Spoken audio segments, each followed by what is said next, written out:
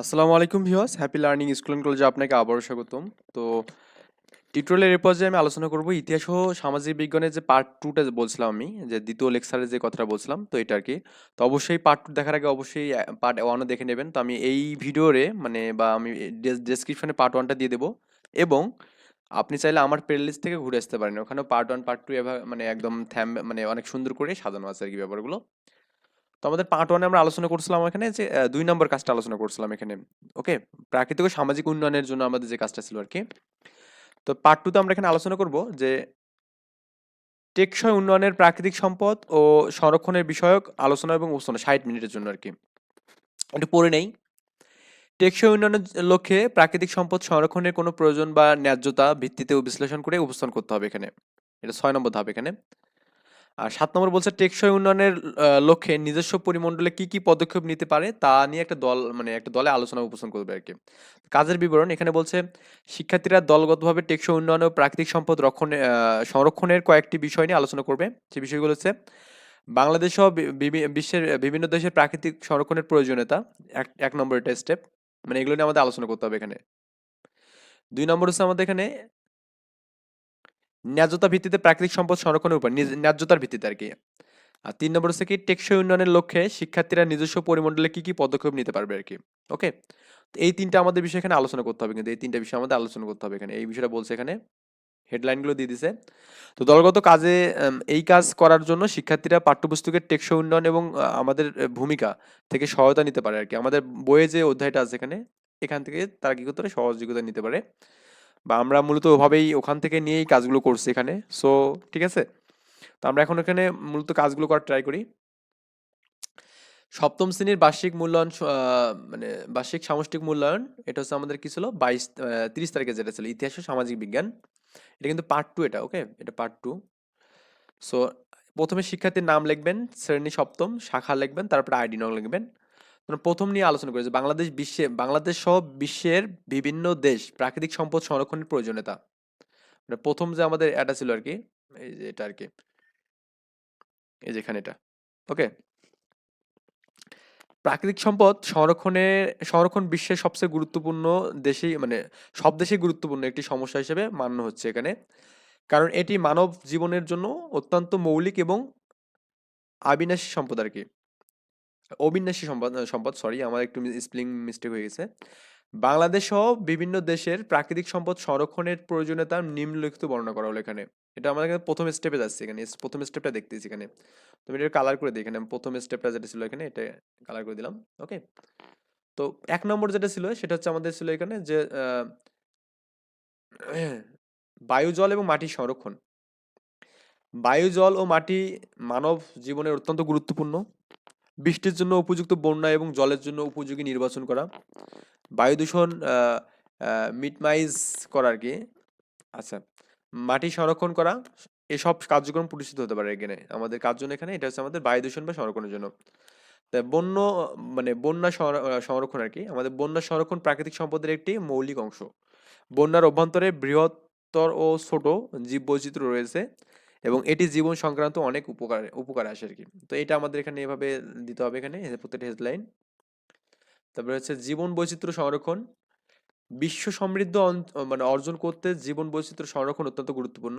এটি বিভিন্ন জীববৈচিত্র্য সংরক্ষণ অধিদপ্তরের মাধ্যমে এবং বন্যা অস্ত্রপত্রের মাধ্যমে আমাদের কি করতে হতে পারে এখানে এটা। ঠিক আছে? তারপরে হচ্ছে জলবায়ু পরিবর্তন সংরক্ষণ। জলবায়ু পরিবর্তন প্রভাব মানব সমাজ এবং প্রাকৃতিক সম্পদের উপর প্রভাব ফেলতে পারে। বৃষ্টিতে পরিস্থিতি বা তার প্রভাব নিয়ন্ত্রণ বা জলবায়ু পরিবর্তনে জনগণের শিক্ষা এবং সচেতনতা বাড়াতে পারে এখানে। উরবান সংরক্ষণ। বাংলাদেশ সহ বিভিন্ন দেশের উরবান এলাকা মানে উর্বার আরকি, এখানে উরবান না উর্বার, উর্বার ঠিক আছে? উর্বার আমাদের এখানে লিখতে হবে। একটু মিস্টেক এখানে হয়ে গেছে। উর্বার। আচ্ছা, বৃদ্ধির সাথে শহর পরিস্থিতি উন্নয়ন করতে স্বাস্থ্যকর এবং বায়ুমণ্ডল সুরক্ষা করতে হবে এখানে। যাই হোক আমরা এখানে মনে হয় বুঝতে পারছি। উরবানই হবে এখানে। আচ্ছা, তারপরে এখানে আমাদের হচ্ছে প্রাকৃতিক সম্পদ হলো এমন সম্পদ যা প্রাকৃতিক থেকে প্রাপ্ত হয়। এগুলোর মধ্যে রয়েছে মাটি, পানি, খনিজ, বৈচিত্র্য, জীববৈচিত্র্য, আবহাওয়া ইত্যাদি। প্রাকৃতিক সম্পদ মানব জীবনের জন্য অপরিহার্য। তাই বাংলাদেশ সহ বিভিন্ন দেশে প্রাকৃতিক সম্পদ সংরক্ষণের প্রয়োজন রয়েছে।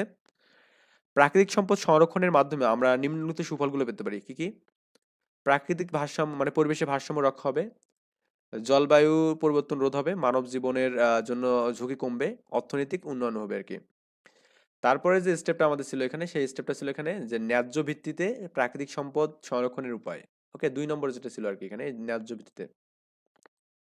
আচ্ছা, ন্যায্য ভিত্তিতে প্রাকৃতিক সম্পদ সংরক্ষণ হওয়ার জন্য এবং জন্য বিশ্ববিদ্যালয়, শিক্ষক প্রতিষ্ঠান, সরকার এবং সমাজ সকলের শাখার সহযোগিতা একটু মানে সম্ভাবনা বাড়ানো যেতে পারে।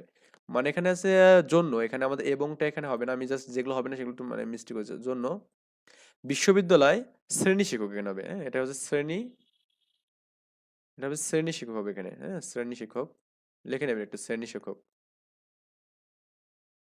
শ্রেণী বা প্রতিষ্ঠান, সরকার ও সমাজের সকল শাখার সহযোগিতা দ্বারা একটি সম্ভাবনা বাড়ানো যেতে পারে। ন্যায্যতা মূলত প্রাকৃতিক সম্পদ সংরক্ষণের উপায়গুলো নিম্নলিখিত এখানে করতে হবে। আচ্ছা, 1 নম্বর হচ্ছে আমাদের এখানে বলছে কি আইন প্রণয়ন করা, কি আইন বিধি মানে একটা ব্যবস্থাপনা আছে এখানে, আইন ও বিধির প্রয়োজনীয়তা। প্রাকৃতিক সম্পদ সংরক্ষণে জনগণের সাথে বিনম্রভাবে আইন এবং বিধির মাধ্যমে কাজ করা গুরুত্বপূর্ণ। সম্পদ সংরক্ষণ সম্পর্কে কোনো নিয়ম বা বিধির উপর কোনো মৌলিকভাবে তৈরি করা, যা সঠিক পালন করা মানে গুরুত্বপূর্ণ, তা সঠিকভাবে পালন করা কি গুরুত্বপূর্ণ এখানে।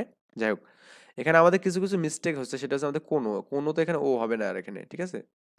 প্রাকৃতিক সম্পদ সংরক্ষণে জনগণের সাথে বিনম্রভাবে আইন ও বিধির মাধ্যমে কাজ করা গুরুত্বপূর্ণ।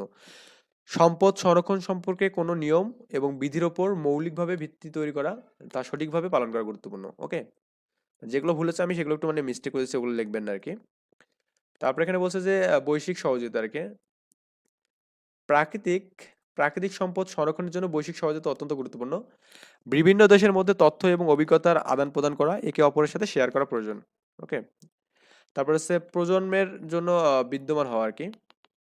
প্রাকৃতিক সম্পদ সংরক্ষণের জন্য প্রজন্মের উপযোগী বিদ্যমান থাকা গুরুত্বপূর্ণ। বৈশ্বিক পরিবর্তনের ধারা, নতুন এবং উন্নয়ন প্রযুক্তি, বিজ্ঞান গবেষণা, শিক্ষার মাধ্যমে মানুষের সচেতনতা বাড়ানো উচিত। তারপর হচ্ছে 4 নম্বর বলছেন সম্পদের বৃদ্ধির সাথে সামাজিক অবদান আর কি। সমাজের মধ্যে প্রাকৃতিক সম্পদ সংরক্ষণের জন্য জনগণের প্রতিটি ব্যক্তির মতামত, সাহায্য এবং সহযোগিতা অবদান গুরুত্বপূর্ণ।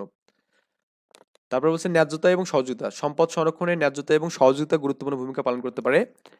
ধারাবাহিক ন্যায্যতা এবং সহযোগিতার মাধ্যমে প্রাকৃতিক সম্পদ সংরক্ষণের সমস্যা সমাধান আর কি।